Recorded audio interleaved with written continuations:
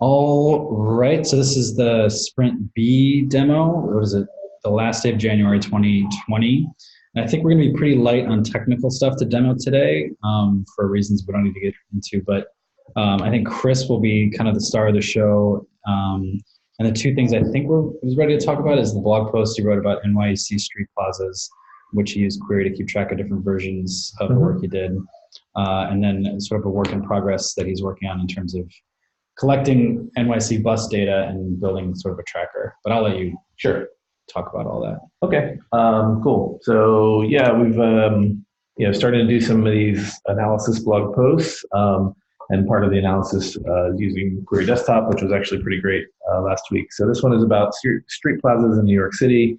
I'll scroll down. This kind of gives an overview of what is the street.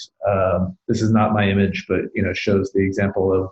This is one specific program by the Department of Transportation, and turns these little sort of no man's land in the middle of the streets into these public plazas, and we have them all over the city. There's actually 70 something of them.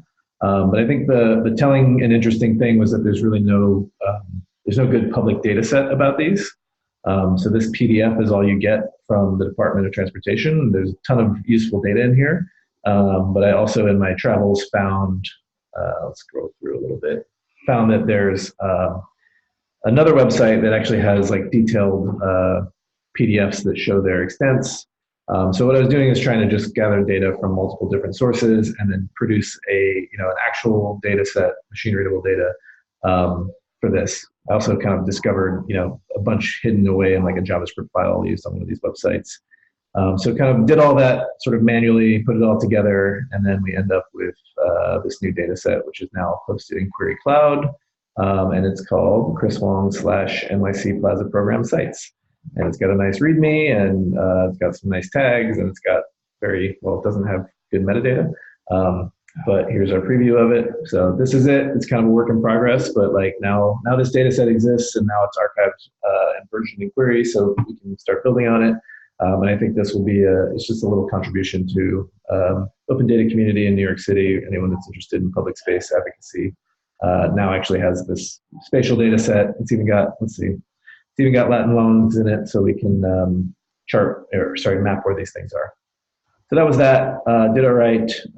Let's take a look at we can look at the stats. If someone wants to find your blog, what are the best terms? NYC Street Plaza. NYC Street Plazas, I think. This thing has had 2,700 or no. Wow. This is just me. Sorry, this is just me. Okay. Hold on. Let's go back and look at here. Sorry, my computer seems to be chugging these days. Are you on the internet or are you on WeWork? I'm on WeWork. But let's take a look here. A few stats. Yeah, so this was released like last Wednesday, I believe. 260 views, average reading time 2.5 minutes. So we got a little bit of traction, and I think people were clicking on the links and coming back to Query's website. So that was cool. Next, I'll show jobs. So we had basically did some improvements to the Query website, which is built in Gatsby. So it's now very simple for us to add jobs. We just make a markdown file. This page is like an aggregator that will scoop up all the markdown files inside of a jobs directory and then turn them into these job postings. And then you can see the URL is just jobs/job name. And this is now an actual page on our website, query.io, instead of linking out to somewhere else.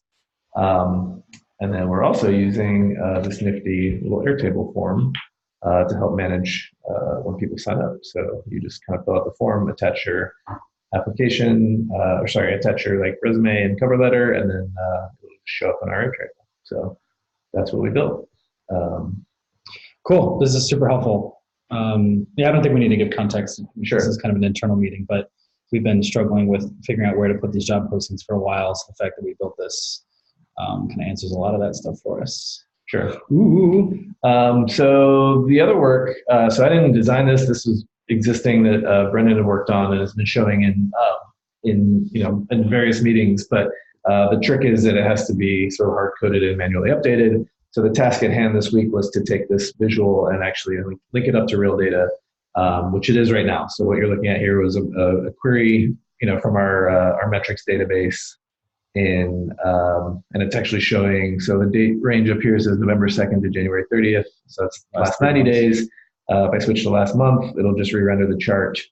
So this is accurate. There's actually 1,700 individual website users within the last 30 days.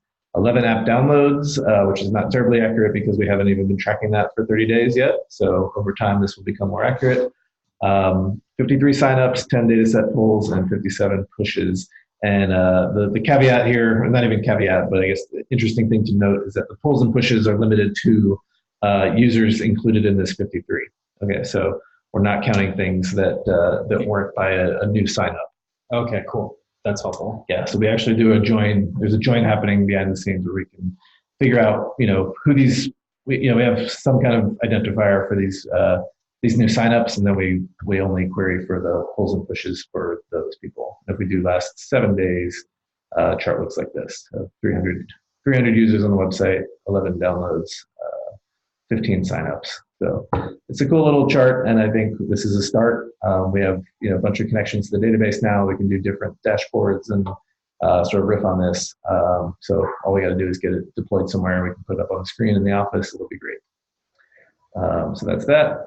And then last but not least, this was another sort of next thing we want to do a blog post around. Personal deep interest from me, but also I think generally interesting.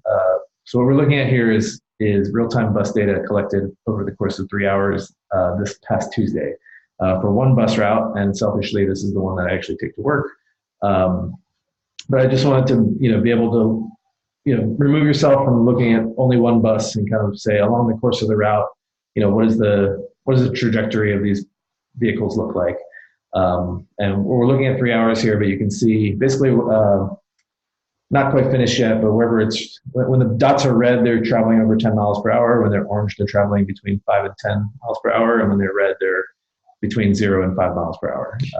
Do you mean green for fast? Because you said green, red, orange, red. No, green for fast. Green for fast. Green for fast, red for slow, and then black right there is stopped. So you can just kind of watch this. I think it's kind of fascinating trying to figure out what's going on. You can see where things slow down when the bus reaches Flatbush Avenue and things like that. So I'm experimenting now with a chart to complement this, and I think this can be a very interesting visual for us to put out, and then a blog post that will go along with it. The data for this is readily available, but it's all behind an API. So I think the other interesting part of this is that archiving that historical data as a query data set can be very interesting, and there might be some follow-on work to do some archival for specific bus routes or things like that.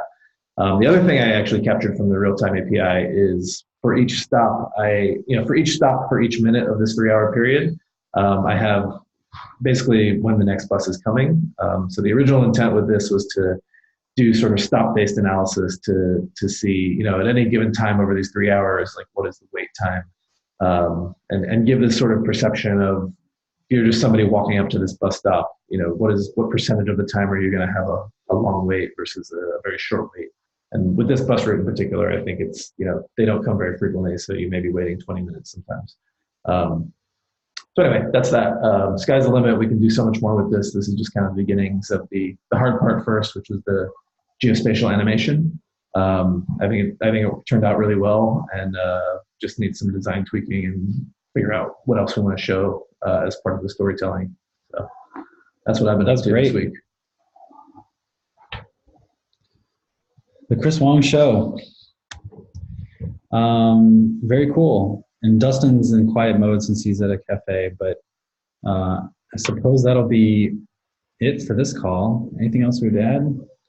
All right, cool. So we will do, I think we'll kick off Sprint C next week as a team when everyone's back. Yeah. All right. Thank you, Chris. All right, Dustin.